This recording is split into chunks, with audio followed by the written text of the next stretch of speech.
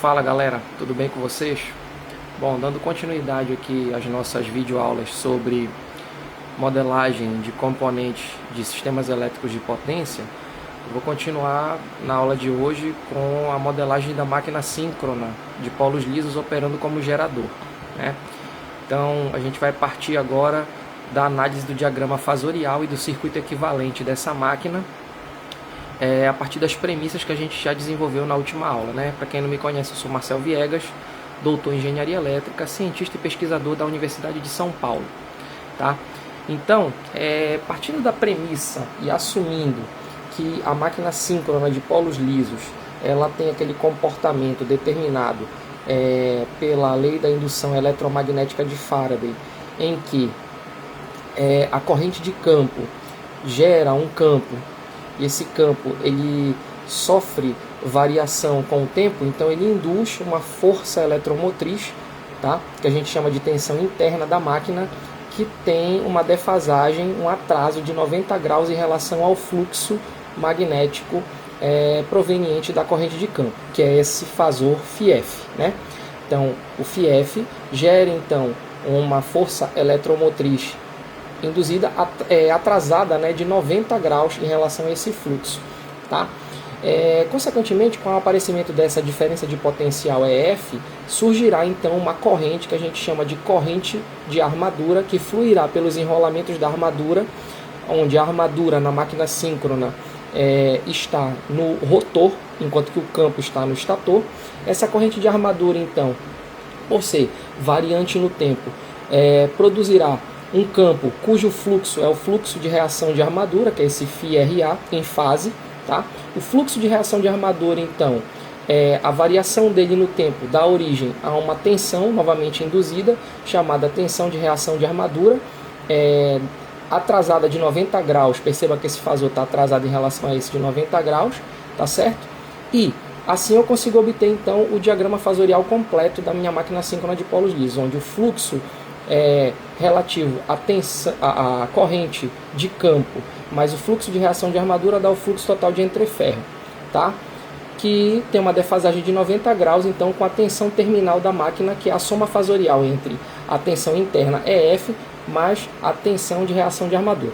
Então, fasorialmente, eu tenho que a tensão terminal é igual à tensão interna mais a tensão de reação de armadura, ou ainda que a tensão terminal é a tensão interna menos a tensão de reação de armadura. E eu posso escrever isso ainda como a tensão terminal é a tensão interna da máquina, EF, menos J, um XRA, onde XRA é a reatância de reação de armadura vezes a corrente de armadura, IA. E em termos de circuito equivalente, bom, eu posso modelar da seguinte forma.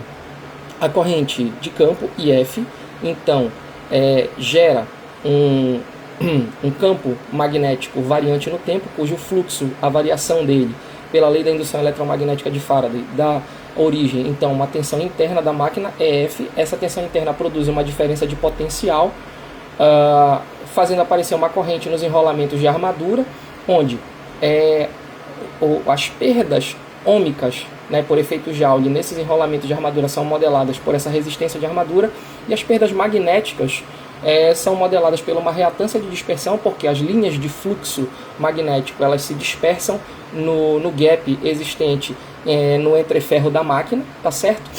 E uma reatância de reação de armadura. Isso tudo pode ser condensado numa reatância que a gente chama de reatância síncrona, XS. E aqui nos terminais da máquina, com a operação dela em vazio, sem carga, eu posso medir então a tensão terminal da máquina. Simplificando isso tudo, eu vou chegar no circuito equivalente da máquina síncrona de polos lisos, como uma tensão interna EF, uma resistência de armadura, uma reatância síncrona XS, uma corrente de armadura IA e uma tensão terminal ET. Tá? Fazendo então a lei das tensões de Kirchhoff, né, a lei das malhas aqui, circuitos elétricos, como é que eu posso reescrever isso aqui? Ora, eu posso escrever que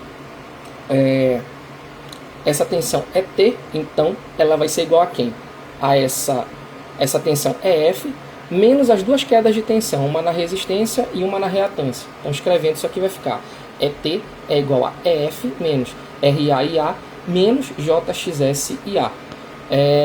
Onde o ET é um fasor dado módulo VT e fase zero, já que ele é a minha referência angular, o meu EF, que é a tensão interna da máquina, vai ter módulo VF e fase delta, onde delta é o ângulo de carga, ou seja, a abertura angular entre a tensão terminal da máquina e a tensão interna da máquina, e o meu IA, que é a minha corrente de armadura, vai ser módulo IA e fase menos φ, onde φ é o ângulo do fator de potência, que é esse ângulo φ bem aqui dado entre a tensão terminal da máquina e a corrente, o fasor corrente da armadura. É menos porque a referência eu estou tomando aqui, então girando no sentido anti-horário positivo, no sentido horário negativo, menos φ.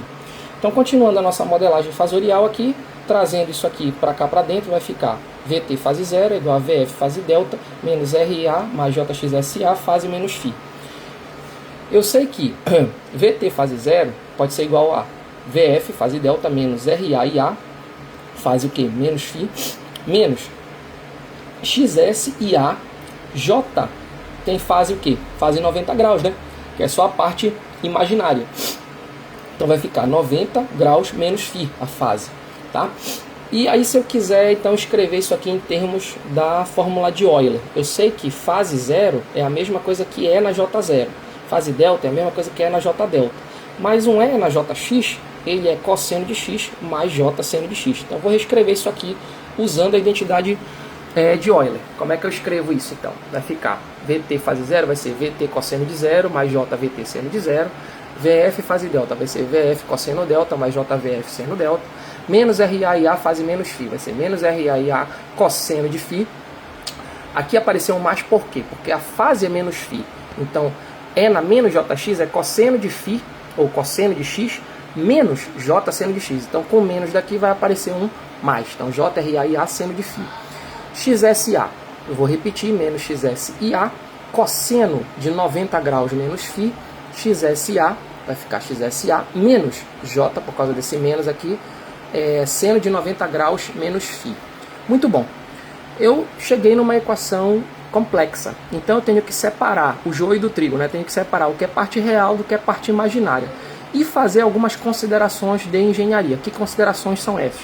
A resistência de armadura ela é muito pequena ou relativamente desprezível comparativamente à reatância síncrona na máquina síncrona. Então, tomando só a parte imaginária desse fasor ET, eu posso então separar a parte imaginária da parte real e fazer uma equação para a parte imaginária, que fica da seguinte forma. O que é imaginário é o que tem J, meu irmão. Então, aonde tem J, está em laranja. Ó. Eu vou fazer aqui então.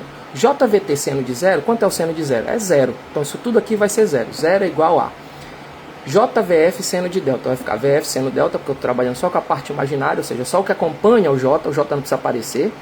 Mais quem? RAIA seno de φ, tá certo? Menos quem? XSIA, seno de 90 graus menos φ. Isso aqui é redução ao primeiro quadrante, lá da trigonometria do ensino médio. Seno de 90 graus menos φ cai no primeiro quadrante. No primeiro quadrante, todas as funções são positivas, tá? E quando eu tenho um 90 graus bem aqui, eu troco pela cofunção. Quem é a cofunção de seno? Cosseno. Então vai ficar menos XSA cosseno de φ. Muito bom. Como o RA é relativamente desprezível, então eu posso dizer que isso aqui tudo vai para onde? Vai para 0, tá? Isso indo para 0, eu pego esse caboclo aqui, mantenho ele no segundo membro, pego esse cara negativo, passo para o primeiro membro positivo. XSA cosseno φ vai ser VF seno delta. Muito bem. Pego esse XS e passo dividindo. Vai ficar IA cosseno de φ, VF por XS, seno de delta. Multiplico toda a equação por VT. Para quê, Marcel? Para aparecer uma coisa que eu quero. O quê? VT e A cosseno de φ, que é o ângulo do fator de potência, isto aqui a gente chama de potência ativa, P. Quem é a potência ativa? Olha a equação zona aparecendo aqui, aquela que a gente obteve lá no comecinho do curso. VT, que é a tensão terminal da máquina, VF, que é a tensão interna da máquina, dividido pela reatância síncrona vezes o seno de delta. Isto aqui é a equação da potência ativa, que diz que a potência ativa é fortemente dependente de quem? Da abertura angular entre a tensão interna da máquina e a tensão terminal, como já era de se esperar, né? Dos módulos dessas tensões e também da reatância síncrona da máquina, mas muito mais fortemente dependente da abertura angular do seno de delta, né? E se eu traçar a curva potência-ângulo da máquina, existem duas regiões, uma região estável, que é abaixo de 90 graus, e uma região instável, que é acima de 90 graus. Lembrando que a potência máxima é obtida exatamente em 90 graus. Normalmente, os operadores do sistema elétrico trabalham com ângulos pequenos, tá? para que, se houver alguma perturbação, o sistema ele não perca a estabilidade angular, tá certo? E seja levado para uma região de colapso, que é o que a gente não quer, tá bom? Operar próximo dos limites de estabilidade pode ser muito perigoso, tá? E a potência reativa, como é que eu obtenho? Ora, se na ativa eu tomei a parte imaginária, na reativa eu vou tomar a parte real. E vou fazer a mesma consideração de resistência de armadura e reatância síncrona. Então eu vou pegar agora só o que é real. Ora, o que é real é o que não tem J, é o que está em verde aqui, ó, VT, cosseno de zero. Quanto é o cosseno de zero? É 1, então vai ficar só VT. Que é igual a VF, cosseno de delta, tá certo? Menos RA e A, cosseno de φ, tá? Menos quem? XSA, cosseno de 90 menos φ. Mesma charopada de sempre. O RA desprezível, então isso aqui tudo vai a zero. O VT permanece VT. O VF, cosseno delta, permanece. E aqui é menos XSA, porque que apareceu o seno. Mesma charopada também. Estou no primeiro quadrante, reduzi ao primeiro quadrante, todas as funções são positivas. Eu troco pela cofunção. Quem é a cofunção de cosseno agora é o seno. Então vem o seno para cá. E esse ângulo, esse valor menos, se repete aqui. Tá bom? Aí eu vou fazer as mesmas jogadas. O que é que eu vou fazer? Eu tenho que pegar esse caboclo aqui e jogar para o outro lado. Vai ficar VT menos VF cosseno delta. Tá? Vou passar o XS dividindo. Como é menos XS, vai sumir o sinal de menos. Vai ficar um IA seno φ do lado daqui. Eu multiplico por VT toda a equação. Aí eu vou obter quem? A potência reativa. Que é VT IA seno agora de φ, que é o ângulo do fator de potência. VT VF. Que eu multipliquei esse VF por VT, cosseno de delta dividido pelo XS, que eu passei dividindo, menos o VT, que já estava aqui, dividido pelo XS também, ao quadrado. Por quê? Porque eu multipliquei toda a equação por VT, vai ficar VT, VF, cosseno delta, XS, menos VT quadrado por XS. Portanto, a potência reativa, colocando VT por XS em evidência, vai ficar VF, cosseno de delta, menos VT. Aí eu paro aqui e analiso. Tem duas situações aqui. Quais são as situações? Existe uma situação em que esse caboclo aqui que está dentro do parênteses é maior do que zero. Nesse caso aqui, diz-se que a máquina está sobreexcitada ou fornecendo potência reativa. E a carga que está acoplada lá nos terminais da máquina tem fator de potência atrasado. Lógico, ela está consumindo o reativo que a máquina está fornecendo, certo? E no caso desta porcaria aqui ser menor do que zero, deste valor que está no parênteses ser menor do que zero, diz-se que a operação da máquina é subexcitada, ou seja, ela está consumindo reativo, ou seja, está numa condição motorizada, né? Ela está funcionando como motor, consumindo reativo, tá certo? A máquina síncrona pode funcionar como gerador ou como motor, tá?